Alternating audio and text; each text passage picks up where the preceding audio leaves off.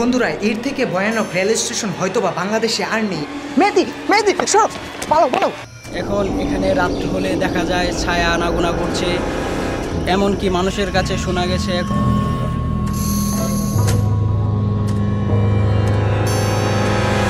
বন্ধুরা, আজকে আমরা এমন একটি রেল স্টেশনে আছি যেখান দিয়ে প্রতিনিয়ত ট্রেন চলাচল করে এবং স্টেশনও রয়েছে, কিন্তু এই স্টেশনে কোনো যাত্রী নেই। এছাড়াও আরও শুনলে অবাক হবেন যে রাত হলে স্টেশনের চিত্র বদলে যায়, যেমন ছায়া ঘুরে এবং ঘুঙুরের শব্দও পাওয়া যায়।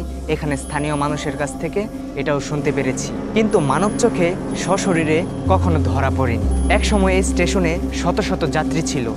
ঘন্টার কাঁটা বাজার সাথে সাথেই থেমে যেত ট্রেন এবং ট্রেনে উঠত যাত্রী, কিন্তু কালের বিবর্তনে এখন আর সেই চিত্রটি দেখা যায় না। ইজ্জতপুরের এই রেল স্টেশনটি এখন আর স্বাভাবিক স্টেশন নেই, এক কালো ছায়ার গহীন অধ্যায়ে পরিণত হয়েছে। বন্ধুরা, আজকে উদ্ঘাটন করার চেষ্টা করব বাংলাদেশের সবচেয়ে ভয়ানক রেল স্টেশনের ইতিহাস, ঐতিহ্য ও ভৌতিক কিছু তথ্য। বন্ধুরা, আজকের এই বাংলাদেশের সবচেয়ে ভয়ানক রেল স্টেশনের ইতিহাস, ঐতিহ্য ও তথ্যাবলী শুধু আপনি নয়, আপনার ফ্রেন্ড সার্কেল এবং বন্ধু বান্ধবকেও দেখার সুযোগ করে দিবেন। তাহলে ভিডিওটি শেয়ার করে কন্টিনিউ করেন। তাহলে শুরু থেকেই শুরু করা যায়।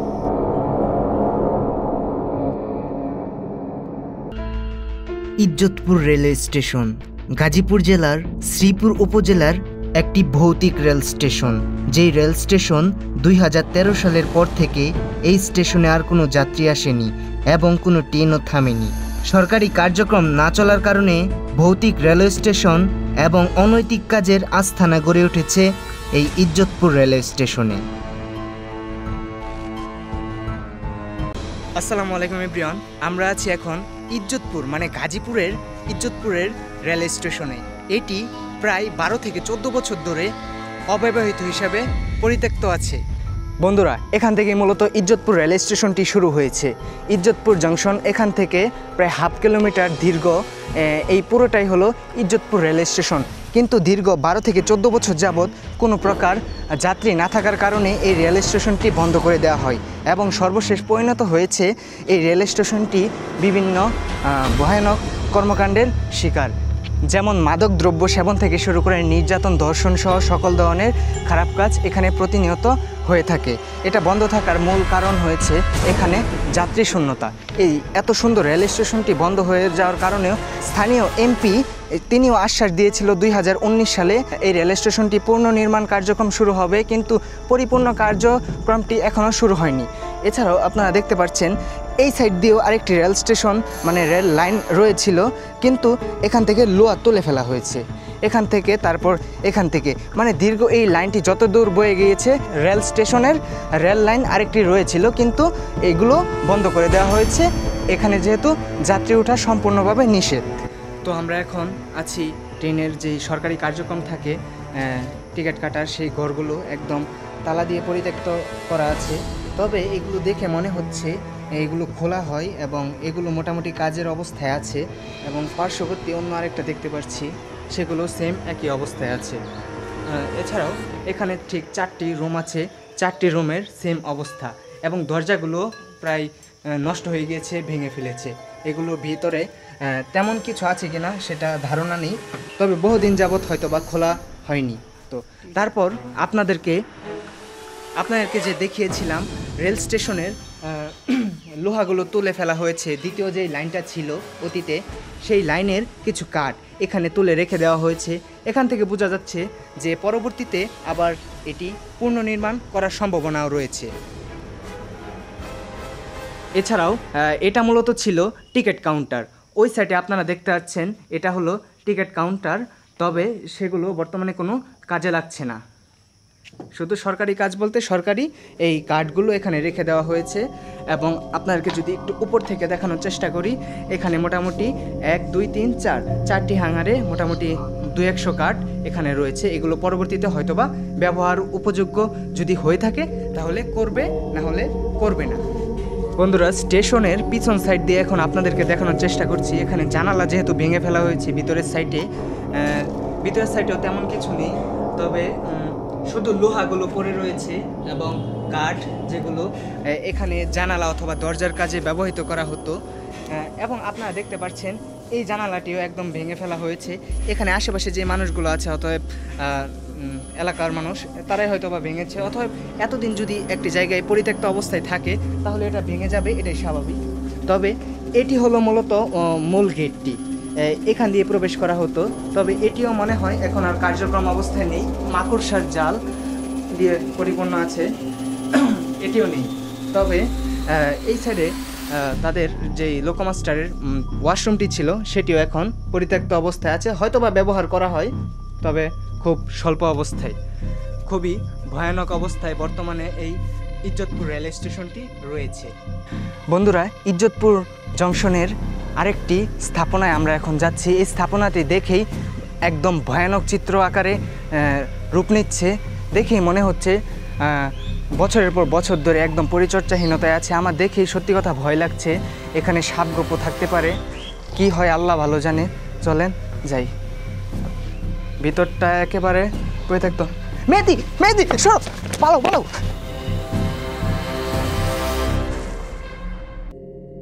এই মুহূর্তটা এক্স্যাক্টলি কি হয়েছিল সেটা বলার আগে আপনাদেরকে বলে রাখতে চাই, এই রকম নির্জন ভাঙাচোরা ঘরে যাওয়ার আগে অবশ্যই দুইবার ভেবে দেখবেন। ধরে নিলাম রাত্রের ভৌতিক ব্যাপারটা সম্পূর্ণ আলাদা, তবে এখানে যে বিষাক্ত পোকামাকড় আছে সেটা 100 থেকে 100% শিওর, সেটা আমি নিজে দেখেছি। আমি যখন রুমটা দেখার জন্য ক্যামেরা নিয়ে ধীরে ধীরে সামনে আগাচ্ছি তখনও দেখতে পারিনি। ইঁদুরের গাথা অনেক ছিল, তবে ভাবিনি এটার ভিতরে বিষাক্ত সাপ থাকবে। মাথাটুকু এক টুকরো বের করার সাথে সাথেই আমি প্রাণ নিয়ে দৌড়ে বেঁচে এসেছি। ক্যামেরাতে বিষয়টা দেখা গিয়েছে কিনা সেটা আমি জানি না, তবে বিষয়টা প্রচণ্ড পরিমাণের ভয়ানক ছিল। মানে সব থেকে বড় কথা হচ্ছে 2 থেকে 3 বছর যাবৎ ভিডিও বানাচ্ছি, তবে এরকম ভয়ানক সিচুয়েশনে হয়তো বা এর আগে করা হয়নি এই রুমটি। যাই হোক, এরকম নির্জন পরিবেশে আসলে আপনারা নিজের সেফটিটাকে সর্বোচ্চ প্রাধান্য দিবেন। চলেন তাহলে ঝুঁকি নিয়ে হলেও আপনাদেরকে পরের স্পটগুলো দেখানোর চেষ্টা করি রেল স্টেশনের।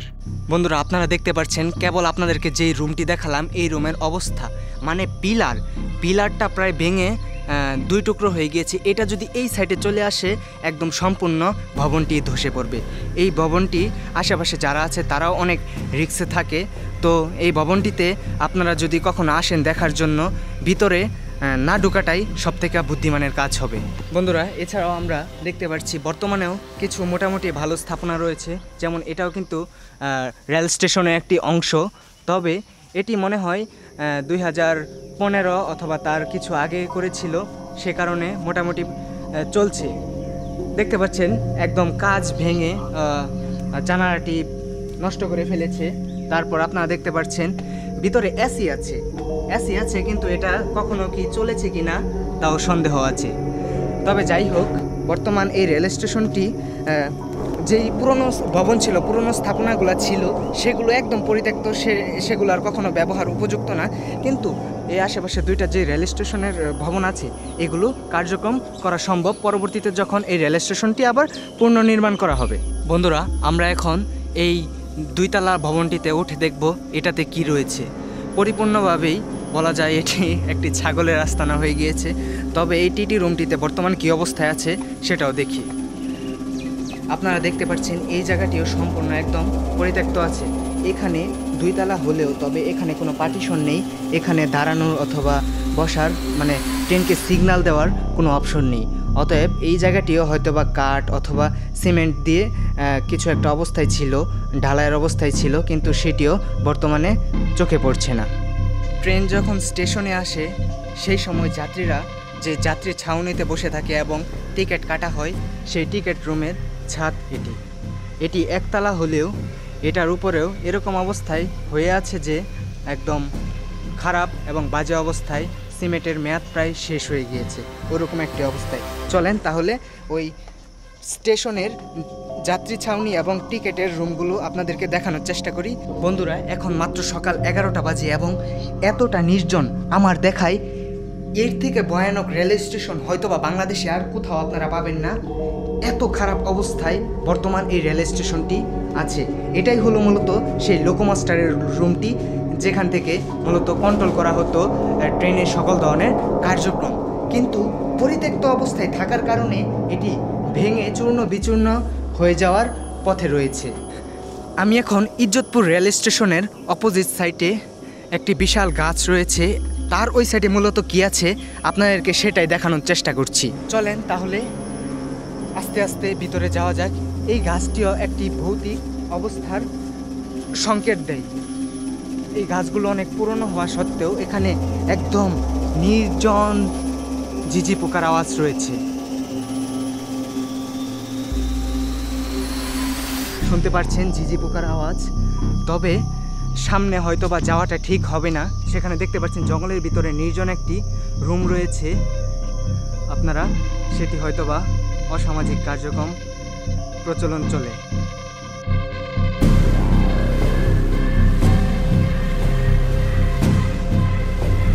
হয়তোবা এখানে এখন দিনের এই অবস্থায় দেখে তেমন কোনো বিষয় লাগছে না। হয়তোবা রাত্রে এখানে মানুষ আনাগোনা নাও করতে পারে এবং আশেপাশের মানুষ যা দেখেছে তা সত্য হলেও হতে পারে।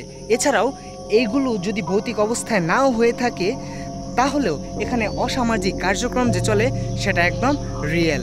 এটা হলো রেল স্টেশন এবং ঠিক অপোজিট সাইডে আপনারা দেখতে পাচ্ছেন সেই রেল স্টেশনের রুমগুলো রয়েছে এবং রেল স্টেশন এই সাইড ঠিক অপোজিট সাইডে এই জঙ্গলটি রয়েছে। এই জঙ্গলে মূলত সকল ধরনের গাছ রয়েছে এবং এগুলো সরকারি জায়গা যেহেতু সে কারণে গাছগুলো কাটারও কারো পারমিশন নেই। তবেও যারা কাটে সরকারিভাবে হয়তো বা ব্যবস্থা নেওয়া হয়, সে কারণে এটি এখনও জঙ্গলে পরিণত রয়েছে, না হলে এরকম অবস্থায় হয়তো বা থাকতো না।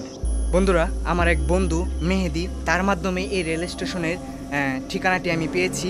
তার বাড়িটি ইজ্জতপুর অবস্থিত। তো তার মুখ থেকে আমরা এখন শুনবো এই রেল স্টেশনের ইতিহাস এবং তথ্যাবলী।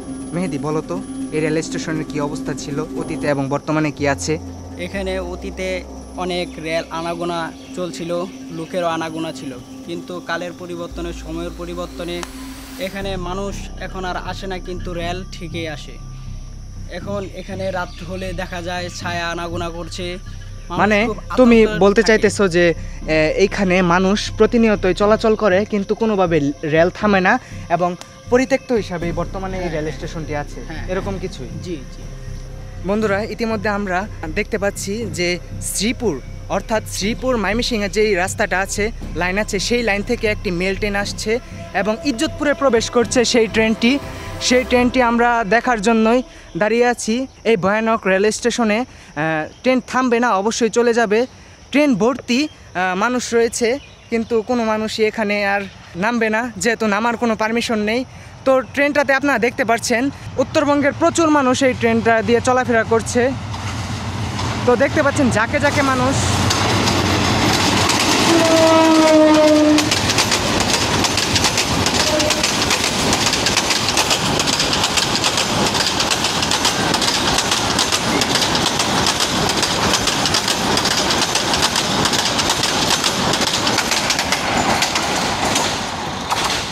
বন্ধুরা, ইজ্জতপুর জংশন থেকে আমরা এখন ইজ্জতপুর স্টেশন ক্রসিং করে এখন ইজ্জতপুর বাজারে চলে যাচ্ছি। আমাদের ব্লগের প্রায় শেষ পর্যায়ে চলে এসেছি। শেষ পর্যায়ে এসেও আমরা একটি ট্রেনের শব্দ পাচ্ছি। তো আমাদের ভিডিওটি যদি ইনফরমেটিভ মনে হয়ে থাকে অবশ্যই ভিডিওটি শেয়ার করে আমাদের পাশে থাকবেন এরকম নিত্য নতুন আরও ভিডিও পাওয়ার জন্য। তো আজকের ব্লগটি এখানেই শেষ করছি। আল্লাহ হাফেজ।